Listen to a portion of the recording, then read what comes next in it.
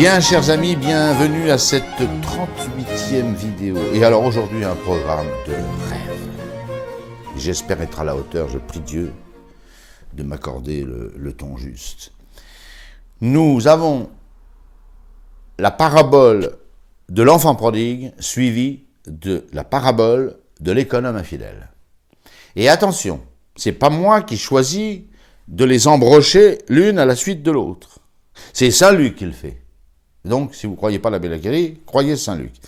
Et puis même, j'ajoute que ces deux paraboles majeures de Saint Luc, qu'il est seul à raconter, je vous le rappelle, font suite à deux petites paraboles que nous avons étudiées la semaine dernière, la parabole de la brebis perdue et la parabole de la drachme perdue et retrouvée. C'est pas un hasard. Saint Luc ne fait pas de hasard. Il nous raconte d'abord que la bonté de Dieu va chercher la brebis perdue sur 100 et la ramène sur ses épaules, un animal retrouvé, et cette femme qui bouscule toute la maison pour retrouver sa drachme, et qui, l'ayant retrouvée, appelle toutes ses amies pour dire « Mais réjouissez-vous, avec moi j'ai retrouvé la drachme que j'avais perdue ». Voilà à quoi fait suite la parabole de l'enfant prodigue. Et il ne s'agit plus ici de retrouver une brebis, il ne s'agit plus de retrouver une drachme, il s'agit de retrouver un homme qui lui aussi était perdu. Donc vous voyez bien que ces trois paraboles s'enchaînent les unes aux autres. Et je vais même essayer de vous démontrer, j'espère que j'y arriverai, que la parabole de l'économe infidèle, crux predicatorum, la croix de tous les prédicateurs, s'enchaîne merveilleusement avec celle de l'enfant prodigue. Donc, 1, l'enfant prodigue, 2, l'intendant malhonnête. Deux pièces maîtresses de l'évangile. Là, on est au cœur de l'évangile. C'est évidemment, n'oubliez jamais que tout ce chapitre 15, et même le début du chapitre 16 de Saint Luc, vise à répondre à la question, mais comment se fait-il que Jésus est tant aimé par les publicains et les pécheurs? Alors là, on comprend. Hein. Jésus est tellement bon pour les pécheurs, et même, disent les pharisiens, il va dîner, va déjeuner chez eux. Et puis je vous l'ai déjà expliqué, les publicains et les pécheurs aimaient Jésus, comme un malade aime bien le bon médecin. Voilà l'enchaînement. D'où ce chapitre 15 de Saint Luc et 16 même, parce que l'économe infidèle c'est 16. C'est une hymne à la miséricorde de Dieu. Et les pharisiens et les docteurs de la loi ne veulent pas comprendre la miséricorde de Dieu. Alors ils vont avoir pour notre grade, pour leur grade, et puis nous on va en avoir pour notre soulagement, nous autres pécheurs. L'économe infidèle, l'enfant prodigue, je vous prie de m'excuser. Il faut d'abord la mettre, c'est très important. Jésus vient de sauver une brebis perdue, la miséricorde de Dieu a sauvé une brebis. Cette brebis, c'est nous. Cette femme a retrouvé sa drachme. Et c'est la fête. Et puis, voici l'enfant prodigue. Un homme avait 2 fils. Et le plus jeune dit à son père, « Père, donnez-moi la part de fortune qui me revient. » Et il leur partagea son bien. Donc le petit, le cadet, ils sont que 2, ou le benjamin s'ils étaient plusieurs, mais le petit dit un beau jour, j'en ai assez de la ferme de mon père, ça commence à bien faire, tous les jours il faut aller dans les champs, et se crever, etc. Basta, j'en ai assez, je me casse, je me tire. Il va voir son père, tu me donnes la part d'héritage qui me revient. C'est odieux, voilà. Alors on me dirait, mais pourquoi le père ne lui dit pas, écoute, sans doute t'es majeur depuis 3 jours, mais alors tu vas pas me fatiguer, d'accord, et puis tu n'auras pas ta part. Non, il n'y a pas de ça. Dieu nous laisse libres, le jour où on veut faire des bêtises, on les fait, vous le savez bien, vous ne le savez que trop. Mais le père est laxiste. Le père, il est comme ça. Il nous a laissé libres. Le père n'a jamais empêché quelqu'un de commettre un péché. Jamais. Et il fait un péché monstrueux, d'ingratitude, voilà. Et puis on va voir que il fait un péché dans le but de faire d'autres péchés. Enfin, c'est... Mais ne nous surprenons pas du Père, il laisse les gens faire leurs péchés à leur guise. Et puis si vous n'êtes pas convaincu de cette vérité, hein, ben regardez. Et puis si Dieu nous empêchait de faire des péchés, hein, on se plaindrait à Dieu de nous enlever la liberté. On est comme ça. Alors, on ne va pas discuter là-dessus. Un peu de jours après, le plus jeune fils, ayant tout réalisé, ben, il a fallu qu'il liquidifie tous les champs qu'on a vendus. La moitié de la propriété, ils sont que 2. Donc il a vendu les champs que son père lui a laissés, la moitié, hein, en héritage. Mais il est insupportable, ce type. Il est odieux. On a envie de lui mettre 2 tartes et puis de dire tu restes là et puis tu bêches et tu moissonnes et tu récoltes. C'est comme ça. Dieu nous a créés libres et nous laisse libres. Il réalise tout ça, c'est-à-dire de l'argent. Et il s'en alla vers un pays lointain. Évidemment, quand tu veux pécher, il faut t'éloigner. Hein. Tout est psychologiquement génial dans cette parabole. Voilà, quand on veut faire le mal, on ne fait pas ça chez soi, hein, d'accord? On va un peu plus loin. Et comme il veut faire beaucoup de mal, il va très loin. On fait comme ça, on peut comprendre. Il dissipa toute sa fortune par une vie de folles dépenses. Là, le père Lagrange, bon, qui connaît mieux le grec que moi, folles dépenses, vivendo luxuriose, dit saint Jérôme, en vivant dans la luxure. Puis ça coûte cher, la luxure. Ça coûte cher. Il faut épater les femmes avec un train de vie incroyable, des voitures de luxe, des parfums, des choses comme ça. Voilà. Et puis comme le dira le frère René tout à l'heure, avec les péripatéticiennes, il faut les payer aussi. Enfin, voilà. Toute la fortune du père y passe. Tant qu'il n'est pas dans la misère, ce fils prodigue, il claque l'argent comme ça. Quand on fait le mal, on pense à rien d'autre que d'assouvir ses passions. C'est effrayant. Et puis un beau jour, il a tout dépensé, il n'y a plus un centime. Il est ruiné. Combien de temps ça a duré, on n'en sait rien, peu importe, c'est pas ça qui nous importe. Puis il n'a pas de chance, parce qu'au moment où il a tout dépensé sa fortune, une grande famille survient dans le pays. Pas de bol, mais enfin c'est comme ça. N'oubliez pas que c'est Jésus de Nazareth qui invente cette histoire. C'est pas un des motifs des moindres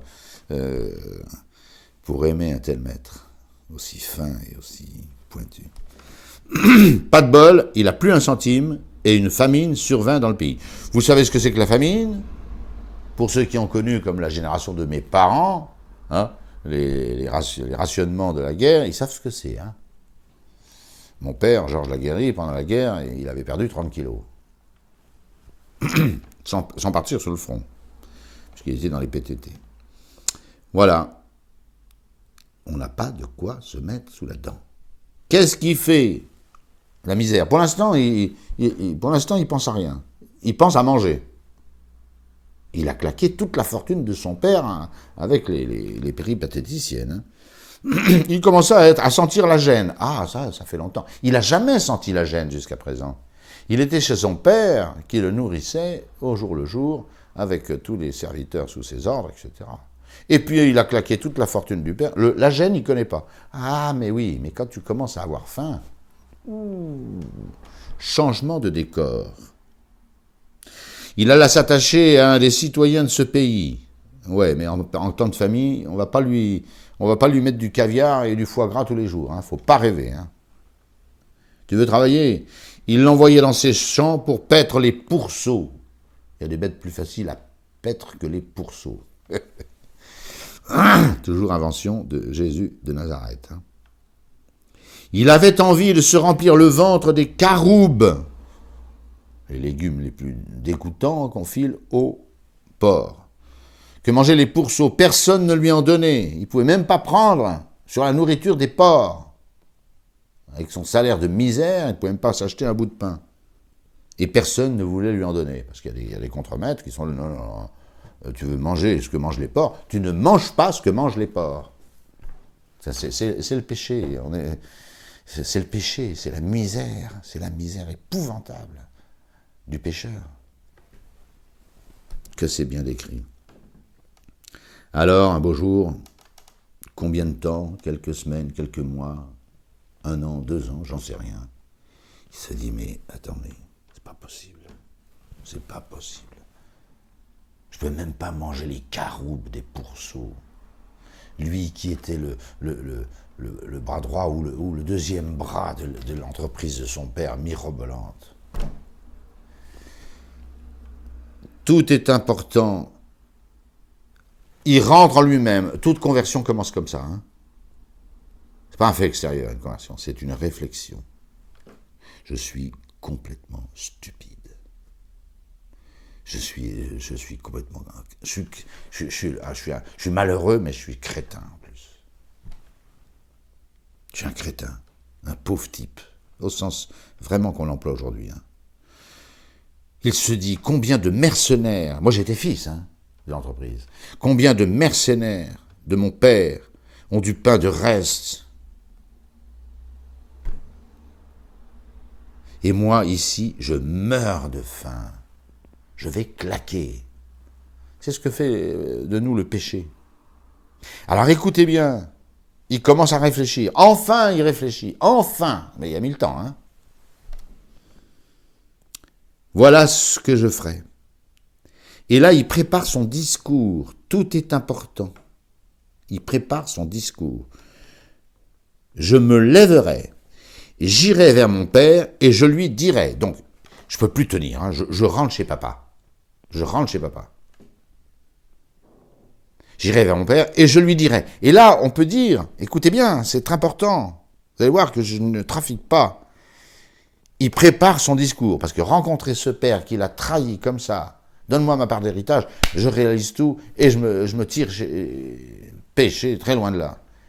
Et je lui dirai, il prépare son discours. Il a trois phrases à dire à son père. Qu'est-ce qu'il dira à son père? Mon père, 1, j'ai péché contre le ciel et contre toi. Bah oui, c'est le minimum.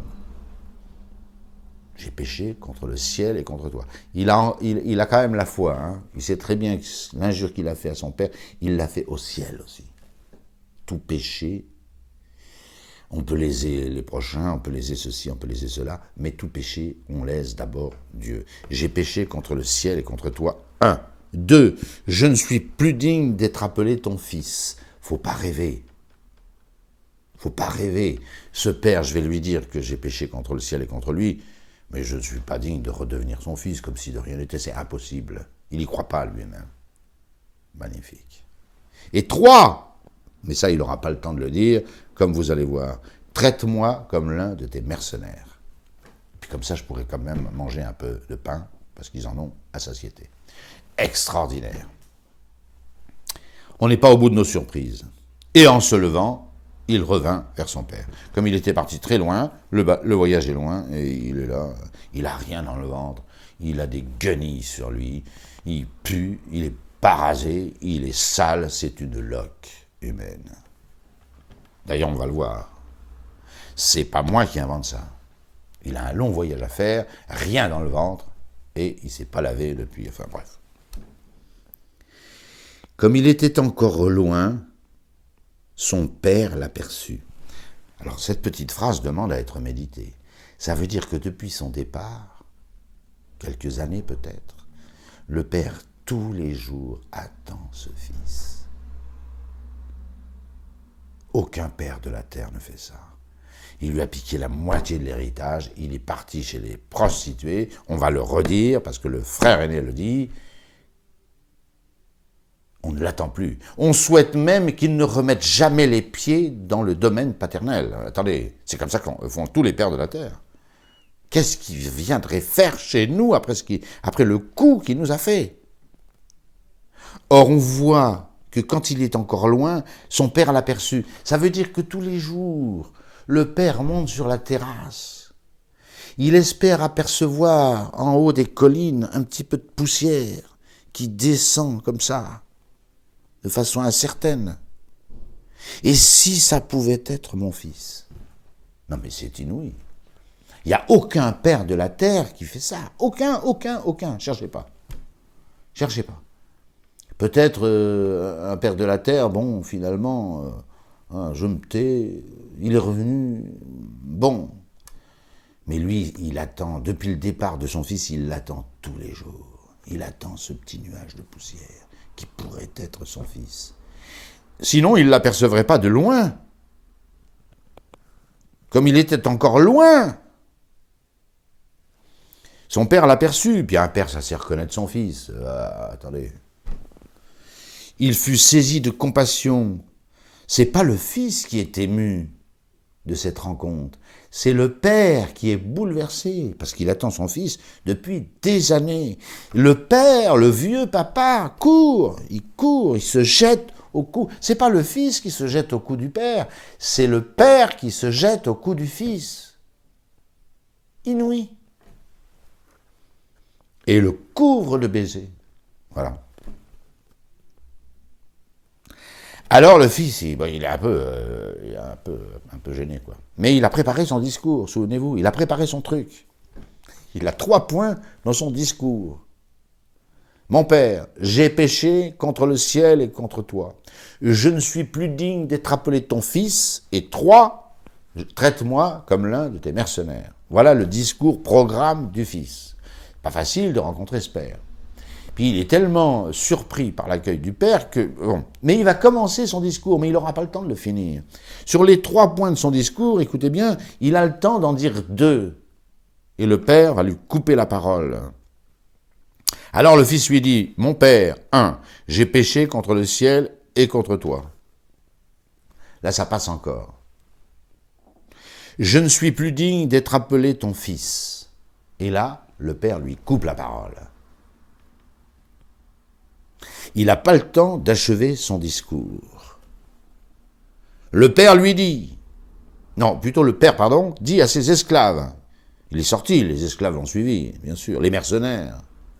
Il n'a pas le temps de dire, traite-moi comme l'un de tes mercenaires. Il n'a pas le temps parce que le père lui coupe la chique. Et dit aux serviteurs, bien vite, dépêchez-vous, dépêchez-vous. Apportez la plus belle robe. C'est un clodo dans l'état où il est. Apportez la plus belle robe et l'en revêtez. Mettez-lui un anneau, l'anneau du fils. Les mercenaires n'ont pas d'anneau. Les fils ont un anneau. Je suis le fils de mon père. Hein, voilà. Et donc je suis maître du domaine et non pas un mercenaire.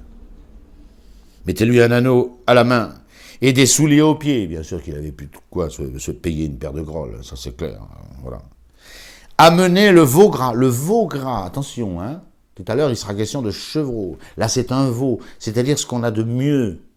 Un veau, c'est quand même, il a 1 an, 2 ans, c'est pas encore un taureau ou une vache, mais c'est une bête considérable, bien gras, hein, engraissé, qu'on attend pour manger. Mais on mange ça pour Pâques et Noël, hein, faut pas rêver. Si. Le veau gras, tout de suite, vous le tuez, on le cuit et on mange. On festoie. Hein.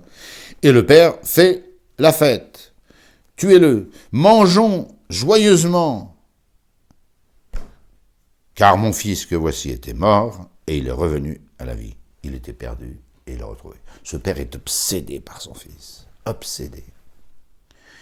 Et puis les péripatéticiennes et tout son héritage divisé, et puis l'injure qu'il a fait devant tout le monde pour sa femme, son fils aîné, les serviteurs, tout ça n'existe plus, c'est balayé. Faites, on fête, on fête, on fête. Extraordinaire ce récit, vraiment extraordinaire.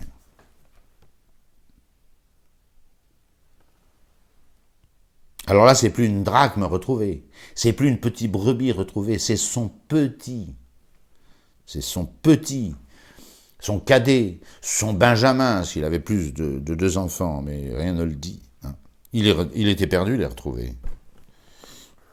Il était mort, et il est revenu à la vie. Et il commence la fête. Il commence la fête. Il a une tunique magnifique, il a l'anneau, il a des belles sandales. On a dû le laver un peu, le raser un peu. Non. Encore que Palestine porte la barbe blonde. Bon. Et on festoie, on festoie. La musique, les chants, c'est le frère aîné qui va nous signaler. C'est que c'est vraiment la fête au village. Il y a un veau gras, sans doute, on l'a tué, maintenant on le mange, il est délicieux, mais il y a des chants, il y a des sitars, il y a des danseurs, il y a de la musique, il y a tout, enfin, voilà, ça fête. Et là commence la finale de cette parabole. Bon, enfin, avant la finale, soupesons la bonté de ce Père. Ce Père, c'est Dieu, hein. C'est Dieu. Le fils aîné était dans les champs. Il avait travaillé toute la journée. Ce fils aîné, il est touchant. Hein. Il n'a jamais demandé sa part d'héritage. Il va dire que jamais il a désobéi à un seul ordre du Père. C'est le type irréprochable et fidèle. Vraiment. Attends, il ne s'agit pas de... Hein, voilà. Il rentre le soir. Il est 21h, 22h. Il a travaillé toute la journée. Il est crevé. Il rentre et il entend la fête, les musiques, les danses. Puis ça sent un petit fumé de veau gras là, qui est délicieux. Qu'est-ce que c'est que ce truc? C'est Pâques, c'est Noël, c'est le 14 juillet. Non, non, non, non. Alors, qu'est-ce qu'il fait? Il est très surpris. Puis il est crevé aussi. Il appelle un serviteur. Et toi, viens voir là. Qu'est-ce qui se passe là? Qu'est-ce qui se passe dans cette baraque? Et le serviteur lui répond. Alors le serviteur, lui, pas de laïus. Hein. Celui-ci lui répondit, le serviteur, « Ton frère est revenu. Et ton père a tué le veau gras. » Parce qu'il l'a retrouvé bien portant. Version minimale. Ton frère est revenu, ton père a tué le veau gras, il est content, plutôt content, il l'a retrouvé, t'es bien portant. Il croyait mort, voilà. Ouh. Alors le frère aîné se met en colère, c'est marqué. Il se mit en colère, il pète un câble, il hurle. Et ça, on peut très bien le comprendre parce qu'on a des exemples courants dans notre vie. On passe notre temps à souhaiter du mal aux vrais ennemis. Parce qu'il était quand même un grand pécheur, ce petit-là. Et nous, on ne supporte pas ça. On ne supporte pas ça. C'est vrai qu'on est comme ça. Il se mit en colère. Il refuse d'entrer. Il est chez lui. Il est le fils aîné de la maison. Après le papa, incroyable ce papa, il est le numéro 2. Il n'y a pas de lézard. Il refuse de rentrer. Je ne rentrerai pas. Qu'est-ce que c'est que ce truc ? Qu'est-ce que c'est que ce scandale? C'est un scandale. Il ne rentrera pas. On fait tous comme ça, hein. Ne rigolons pas. Hein. Il ne voulait pas entrer. Le père s'en aperçoit. Il manque quelqu'un dans cette fête. Il est bouleversé, le père. Il a retrouvé son petit. Alors, il est ému. C'est dommage que le frère aîné ne vienne pas faire la fête avec. C'est pas le fils aîné qui rentre, c'est le papa qui sort. Son père étant sorti, l'y engageait à rentrer. Et lui répondit à son père. Alors ça, c'est exactement ce qu'on fait, nous. Et ça, c'est l'annonce de la parabole de l'économe infidèle. Écoutez bien. Mais j'ai mis 30 ans à comprendre ça, alors...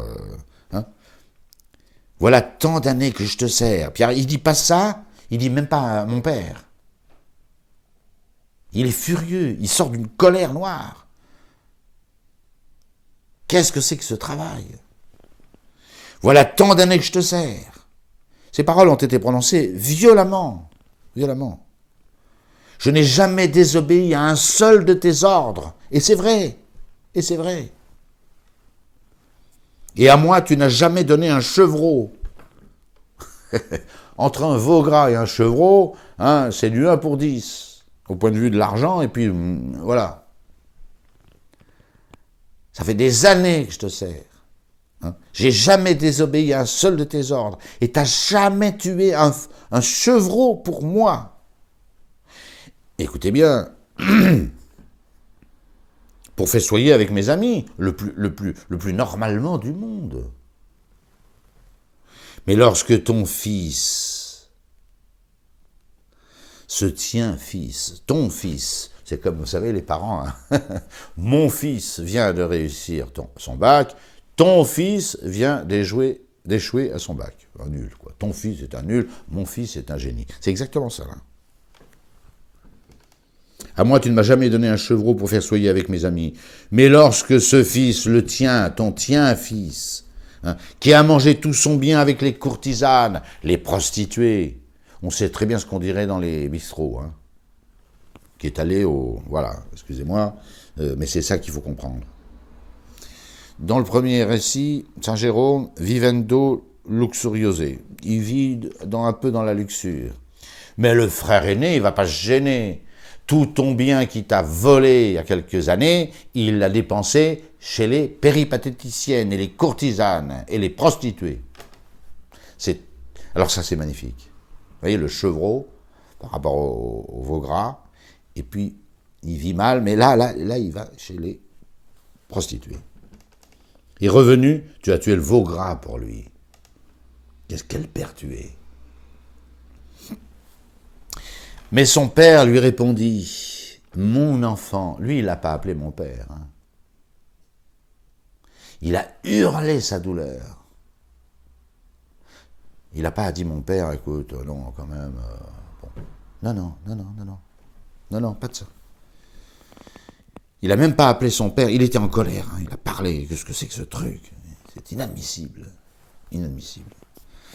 Le papa, lui, il est maître de lui, hein. Il sait ce qu'il fait. Mon enfant, il est aussi son enfant, même si c'est l'aîné, le tatoué, voilà. En tout temps, tu es avec moi. Alors ça, c'est ce qu'il faut comprendre. Hein, nous qui servons le Christ depuis qu'on est petit, on finit par s'habituer. Les efforts que nous avons à faire, on ne les comprend pas. Voilà. Parce qu'on ne mesure pas la joie qu'il y a d'être toujours avec ce Père délicieux. On oublie. On oublie. Il faut se le rappeler chaque matin en se rasant ou en se brossant les dents. Voilà. Nous sommes toujours avec ce Père délicieux. En permanence. Nous prêtres, on l'a dans nos mains tous les jours. Qu'est-ce que vous voulez que je vous dise? Puis si on ne comprend plus ça, on est des imbéciles. Hein? Mon enfant, en tout temps tu es avec moi. Et tout ce qui est à moi est à toi. Surtout qu'après le partage de la propriété, est évident que tous les biens du père revenaient à ce fils aîné. Et ça, il ne le voit plus. Il ne le voit plus. À cause de la routine, le labour, tous les jours, il part au champ, il fatigue, etc. Il ne voit plus. Il ne voit plus qu'il fait qu'un avec le Père. Il est le bras, l'âme, l'efficacité du Père. Mais on est comme ça, nous. Hein? Tout ce qui est à moi est à toi. Omnia mea tua sunt. Tout ce qui est à moi est à toi. C'est Dieu qui s'adresse à nous. Tout ce qui est à moi est à toi, nous dit Dieu. Vous vous rendez compte? Mais il fallait festoyer et se réjouir, parce que ton frère que voici était mort. Tu peux comprendre ça quand même. Qu'est-ce que tu as contre ton frère? Ouais, il est parti chez les prostituées, il a bouffé la moitié de l'héritage. C'est un pauvre type, il est revenu comme un clodo, etc. Mais il fallait se réjouir. Voilà comment est Dieu. Car il était mort et il est revenu à la vie. Il était perdu et on l'a retrouvé. Alors, et un peu de tripe aussi, comme moi. Alors, cette parabole est exceptionnelle. C'est probablement la plus belle de l'Évangile. À vous de voir. Je ne veux pas vous imposer mes goûts. Hein. Voilà. Ce que j'aimerais vous montrer maintenant, c'est que c'est Saint Luc qui a mis à la suite ces deux paraboles. L'économe infidèle. Crux predicatorum, le truc inexplicable. Ben, je vais essayer de vous l'expliquer. Je n'ai pas le fin mot, mais je crois que j'ai mis 35 ans à comprendre ce que je vais vous dire. Un peu grâce à l'abbé Vella, qui m'a beaucoup aidé dans cette discussion. Et Jésus enchaîne. Si Jésus enchaîne, c'est qu'il y a un lien entre les deux paraboles. C'est pas Saint Luc qui a pu mettre ces deux textes à la suite, comme ça, un coup de bol. C'est pas vrai. C'est pas vrai. C'est Jésus qui enchaîne. La miséricorde dont fait preuve le Père envers ce fils prodigue est quelque chose d'intolérable. N'oubliez pas qu'on est dans les 4 paraboles qui se suivent et qui répondent à la question « Mais qu'est-ce que fait Jésus à être apprécié comme il l'est par les publicains et les pécheurs ?» Et il va manger ses œufs, il les aime. Et réciproquement, les publicains et les pécheurs aiment Jésus. Il y a quelque chose de là, c'est pas normal. C'est pas normal. Il y a, voilà. D'où le serviteur, enfin l'économe infidèle. Et là, attention, hein, chaque mot est d'une importance capitale. Or, il disait aussi à ses disciples, il était un homme riche qui avait un économe. Facile. Et celui-ci fut dénoncé comme dissipant ses biens. Alors, première question, est-ce qu'il dissipe les biens ou il dissipe pas les biens? Est-ce qu'il est dénoncé à juste titre ou est-ce qu'il est dénoncé à mauvais escient? Voilà. Alors, la plupart des prédicateurs commencent par dire, ben voyez, finalement, cet économe, il n'est pas vraiment infidèle. Il aurait pu être l'objet d'une vilaine calomnie. On ne dit pas qu'il dissipe les biens de l'homme riche, on dit que on vient trouver l'homme riche pour lui dire que son économe dissipe ses biens. Donc ce serait peut-être pas un mauvais type. N'importe quoi, mais n'importe quoi. L'Évangile va nous dire que c'était un truand. C'est pas la peine de chercher. Qu'il est truand avant, qu'il est truand après, pendant et qu'il est truand après. Mauvaise piste. Et puis, réfléchissez. L'homme riche, c'est Dieu dans les paraboles. Il va mettre à la porte cet économe infidèle sur des ragots. On ne peut pas faire ça. On ne peut pas faire ça. S'il le met à la porte, or il le met à la porte. Cet homme riche, qui est Dieu, qui est honnête, si je puis dire, qui est Dieu le Père, il ne peut pas faire ça sur des ragots. Enfin, il faut un peu de logique. Car il le met bel et bien. Il le convoque. Qu'est-ce que j'entends dire de toi? Alors toujours ces prédicateurs, il entend dire. Oui, mais attention, l'homme riche, c'est le droit, c'est la justice, c'est l'équité. Hein. Or, il va le flanquer dehors. Rends compte de ta gestion, car désormais, tu ne pourras plus être mon économe. C'est fini, tu me piques sans arrêt des sommes d'argent régulièrement, tu dégages. S'il dégage, c'est qu'il est malhonnête. Ou alors le patron de la parabole n'est pas Dieu. Il faut choisir. Alors l'économe se dit en lui-même, que ferais-je? Que ferais-je? Puisque mon maître me retire l'économe. Il est au chaume nu. Il n'a plus qu'à aller pointer à la NPE. Voilà. Travailler la terre, j'en ai pas la force. Je vais passer là, je perds fort, travailler la terre. Hein, moi, j'ai toujours fait des chiffres, etc. Mes muscles sont atrophiés. Laissons tomber ça. Voilà. Mendier, mendier, j'ai géré les biens d'un homme riche, c'est moi qui décidais de tout, il ne faut pas rêver. Qu'est-ce que je vais faire? Alors là, il est malin. Je sais ce que je ferai pour qu'il y ait des gens qui me reçoivent dans leur maison. Je vais me faire des copains.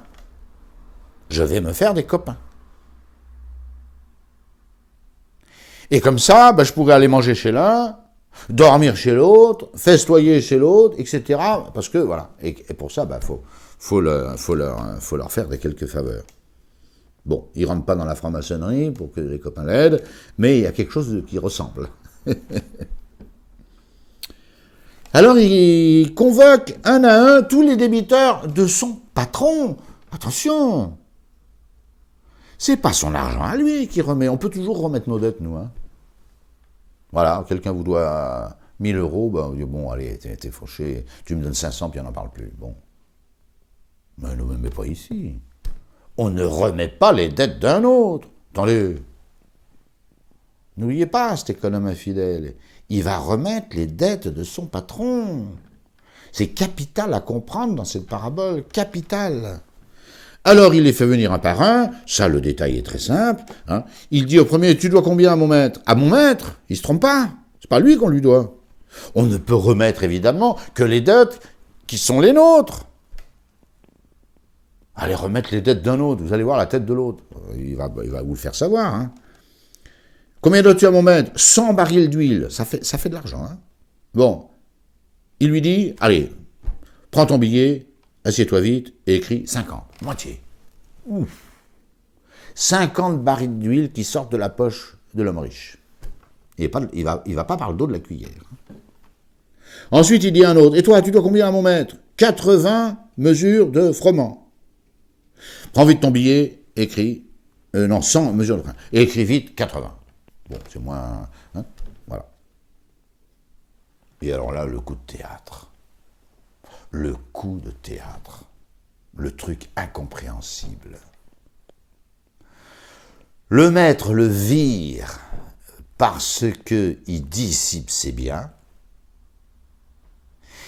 Non seulement, alors il le vire, il utilise l'aura de son précédent poste, parce qu'il est viré au moment où il fait ça.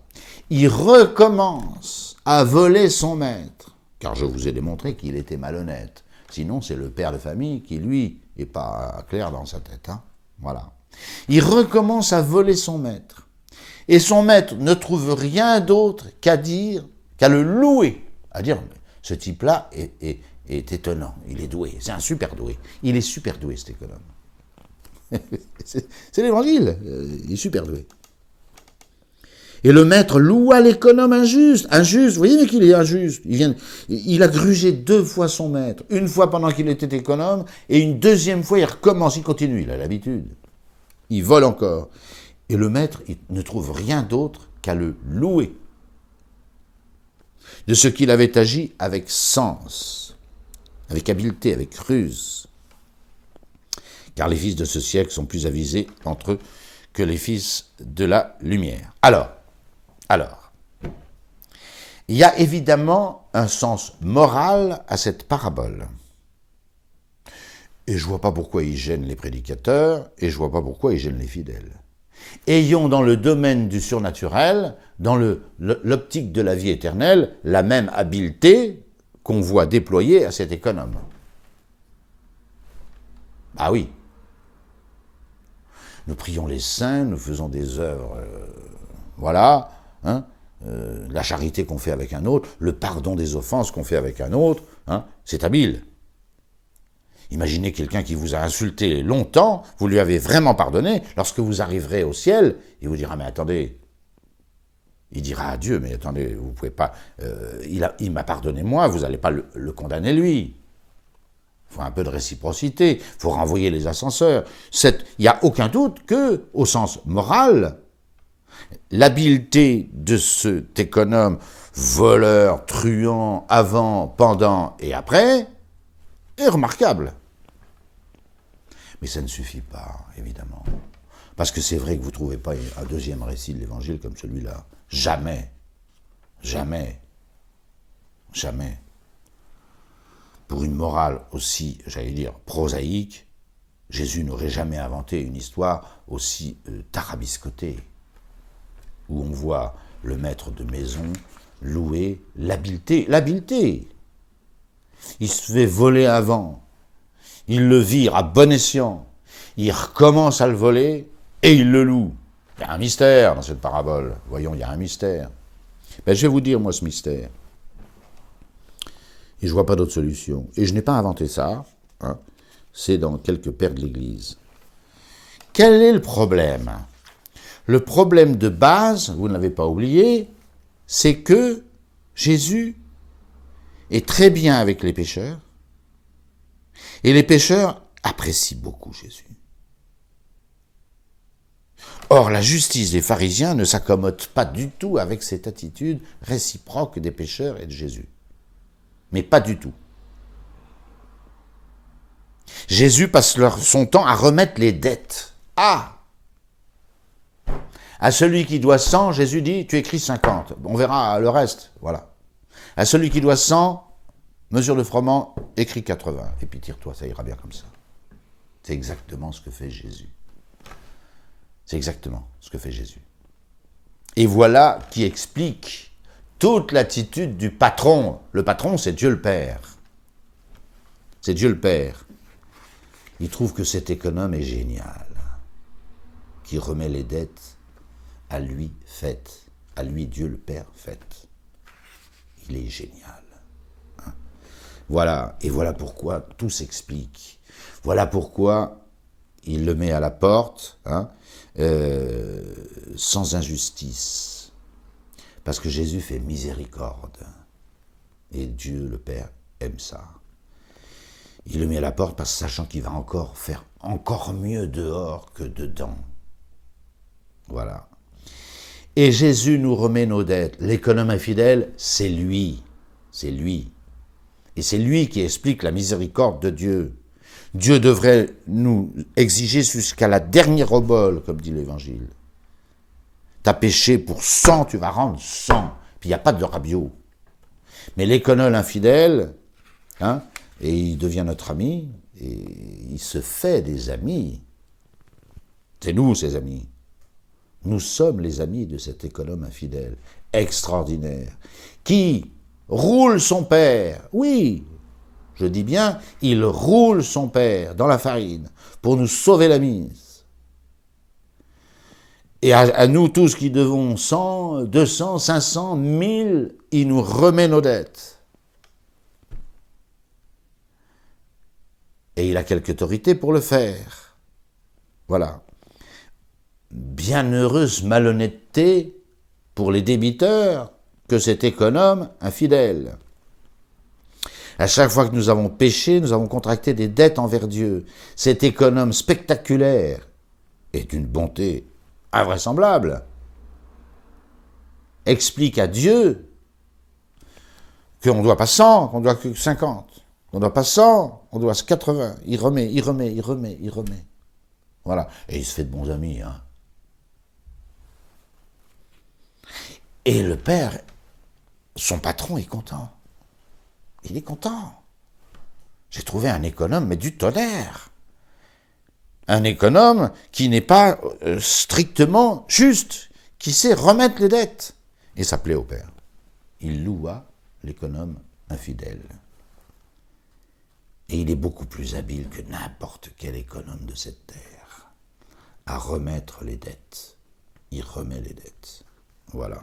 Alors sans doute il y a un sens moral dans cette parabole, mais il est évident qu'au lieu de chercher pourquoi cet économe malhonnête serait honnête, on perd son temps. Cet économe, c'est Jésus-Christ, notre Seigneur, Jésus de Nazareth, qui passe son temps à nous remettre nos dettes, et en cela, il est loué par le Père.